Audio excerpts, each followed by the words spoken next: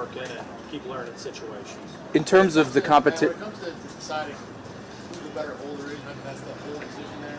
How much of it is the process and the timing and the speed, and how much of it is simply Tyler saying, I prefer this guy or this guy? When it comes time to deciding who the better holder is, it'll be a little part of the big picture. So that will definitely be part of it.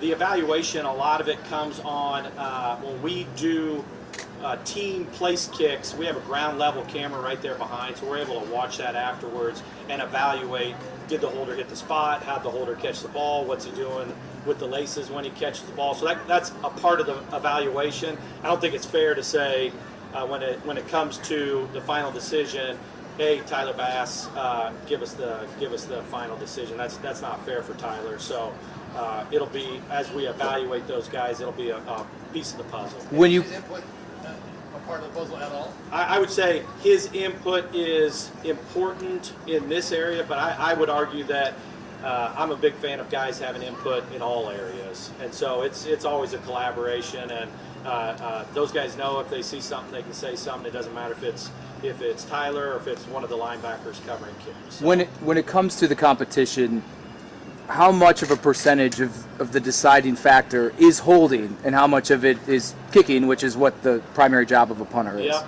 holding is exactly 12.75%. It will factor into it. You have to be very, very good holder because you're scoring points off that, and you have to give Tyler access to the best ball possible. So that is a big part of it, but I don't know that I could give you a percentage exactly. Right.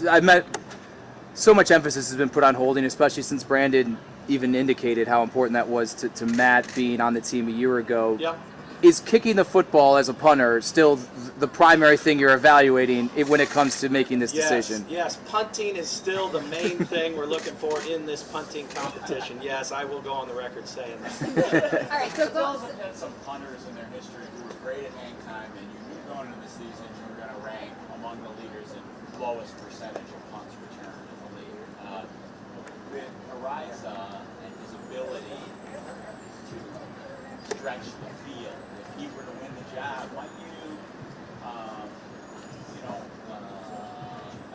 have to adjust your philosophy to accommodate his ability to, okay, we're going to accept that we're going to have more returns maybe than some other team because, go ahead. I believe that hang time is always a great way to control the returner.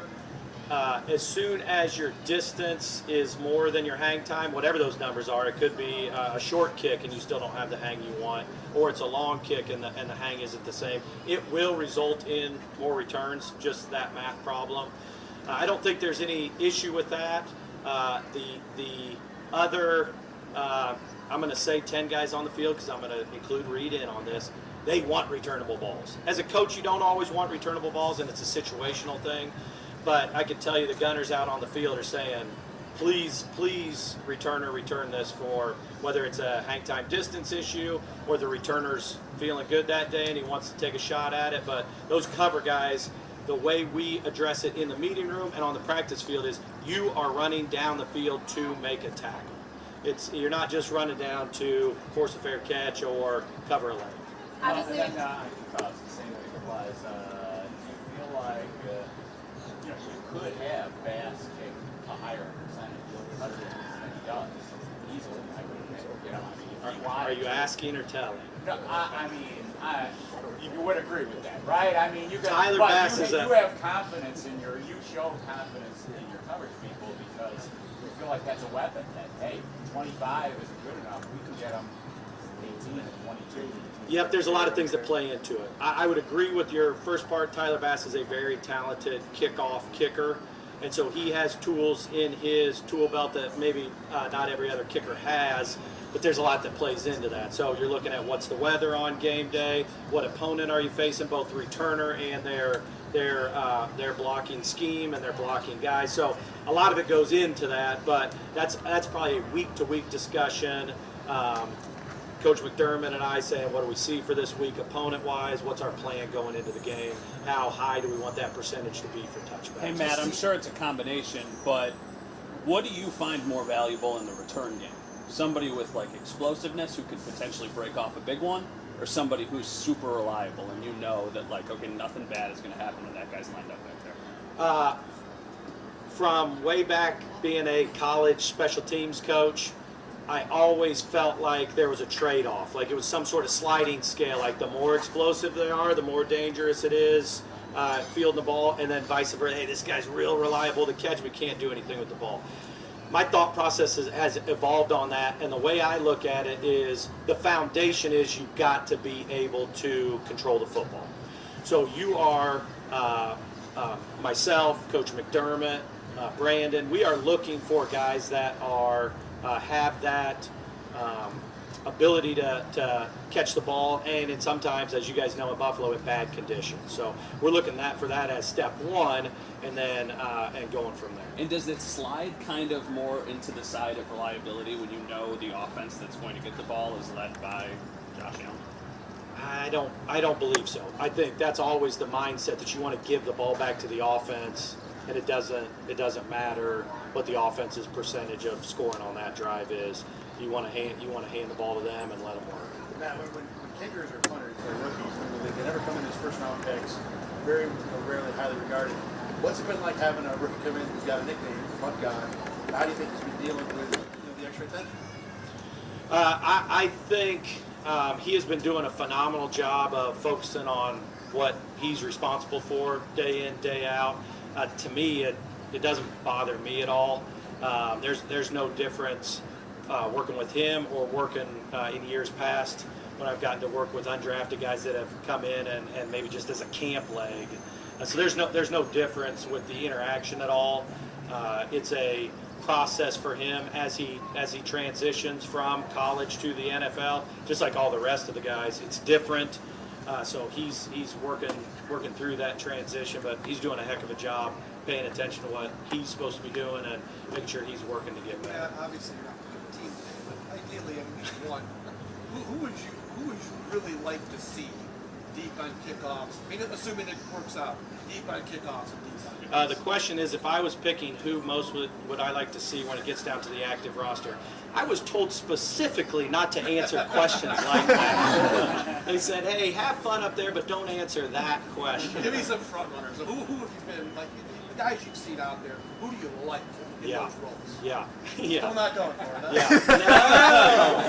Yeah. No. I may be a rookie at this, but that feels like a question I should stay away from. No, those guys have gotten good work.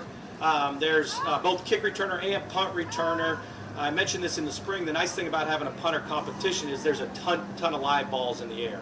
So there's been good work for the returners. We're able to film that. We're able to watch them in team periods. So both kick return and punt return, guys have been back there getting good work. Coach, pre-season, might that be the time where you're looking to go down the list, or do you have to get rid of some pre-season games? Definitely preseason will be helpful. It's always very tough special teams in preseason, making sure not only do you get 11 guys on the field, but is it who we want to see? Is it what we're trying to evaluate? Do they get, okay, the returner's out there and that one was a fair catch, or the opponent kicked that ball out of the end zone on kick return, we didn't get to evaluate there, let's give him another rep. So it's a matter of balancing that during the preseason, but they're very, very important. You're exactly right. Every year we look down and see Taiwan Jones on the roster. Yes. He's 34 years old. What is his role still, and how intricate can he still be, even at his age, and what he can be? Yep, Taiwan just had a birthday. I have had the privilege of, this is my 6th Buffalo Bills training camp, and 5 of those have been with Taiwan. He is a phenomenal leader. He's a phenomenal man of character. He is a big-time part of what we're trying to do on special teams, and he takes that to the field every day. On his birthday, it was a punt day, and I put up a play for the guys, just an extra effort play by Taiwan. And for a guy that's going into his 12th year, he's covered a ton of NFL kicks on Sunday afternoon, and he's still period 3 at practice number 3, going, being in the right position, going full go, making sure he's setting an example for those younger guys. So I'm fortunate. I think the Buffalo Bills are fortunate that he's here with us. What do you think of Jones and Neal with Gunner? I think that both of them are very skilled, and it's nice that both of them have had so many reps together. So they kind of, as they keep working, they get a better feel for each other, what they're going to do, depending on what kind of punt return they're going against, whether it's a single or a vice, what kind of returner they're going against. So that rapport between the two of them is nice. Matt, you talked earlier. Tradition to show someone's play on their big day, or is that special to Taiwan? We try to show a playoff caliber play in special teams each meeting. It happened to be that it was Taiwan's birthday, and he had the playoff caliber play. Yeah. Matt, you talked a little bit about Reed before. I've sat down with Reed and talked to him. He is the lowest rated player on Madden for this team. Oh, is that? Oh, for this team, not in the league. For this Let's team. make that clear, okay? Go For ahead. this team, he's better than his brother. Oh, thank goodness. Okay. Any thoughts on him being a 35 overall? Did he know that before you? Okay, that's my only concern, that he already knew that. I would say as long as he can keep that from being a distraction, I think we're going to be okay. I think he's going to play way above a 35. Okay, I will make a statement that I think Reed will play better than 35. Has he talked to you about his Madden rating? He has not, because I would have told him, how the heck do you know that? Don't worry about that, buddy. But no, this is the first I'm hearing that. How much? Seen it misfire? I mean, really? I mean, and if it seems like it would be inches if it's a misfire. He is very, very, very, very reliable, both his physical gifts and what he does on the football field, but he's very reliable when it comes to the meeting room, being a leader off the field. So he's a great guy to have as part of the organization, for sure. We get asked all the time to try to explain why someone other than the punter is not a holder on an NFL team with practice time. As a special teams coordinator, can you explain to the fans why the punter is always the holder? All 32 teams, the punter is the holder. Even in college, my punter was the holder. It's because of the practice reps you get and how much you get to work with your snapper and your kicker. And especially in the NFL, the punters are so athletic in the NFL that there is very little trade-off, if any, when it comes to a punter holding and a quarterback holding. So it's mainly just the access that the kicker and the snapper have to the punters to be able to work and get all those extra reps. How much will a player's involvement offensively factor into their placing in the return battle? I would say not just the return battle, but every spot when it comes to making the team is some sort of blend of what are you doing on defense, what are you doing on offense, what are you doing on special teams. And that's a conversation that will continue all the way through. It comes time to make those final decisions, but there's no one thing that makes or breaks somebody getting on the team. It's a blend of that. So, and I think the coaches do a great job, the position coaches, of really supporting special teams and letting their guys know, hey, this will be part of it. Make sure you're doing what you're supposed to be doing for special. So it doesn't have to be you're going to be the return man, and because you're playing 50% of the offensive snaps, that's not part of the discussion? I think all of it's part of the discussion. I couldn't tell you how it's going to shake out. Yeah, I was just going to say, kind of going off of that, what are those conversations, like how involved will you be when it comes to making decisions on certain guys and putting that value on special teams and all the above? I think my job will be to help really illuminate what their special teams value is. And then once it goes above me, Brandon and coach have to decide, okay, how does that tie into what they do on offense, what they do on defense? How can we build the best roster possible going into the season? My only responsibility is to say, here's what I think it looks like on special teams, and then however it ends up sorting out, just doing a great job coaching the guys that end up on the team. How much work? What have been your impressions of coming out of college and the scouting reports, the way that he plays the game? It seems like he really exceeded expectations, especially what have been your impressions? I've really enjoyed working with Balin. Terrell has done a lot on special. Bernard, a couple rookie drafted linebackers. Both those guys have been working their butts off and great attitude, doing a good job. The other exciting thing about both those guys, where they left off in the spring, they came back better when it came time for camp. So you could tell they had been working. I always tell the guys, you can't do enough kick slides. You don't do it anywhere else than punt. So you can usually tell the guys that came back and snuck in a few during that month off. So both those guys have been fun to work with. Smiley, are you already getting a sense of the competition battle at special teams? I mean, you said it's your sixth training camp year. You have a head coach who really values special teams. Every year the roster is tougher to make here. Are you getting a sense of the competition level already? I hope that whether it's training camp or even week 8 of the season, I'm pushing to have that type of competition, whether it's a 90-man roster or a 53-man roster, because nobody's ever safe.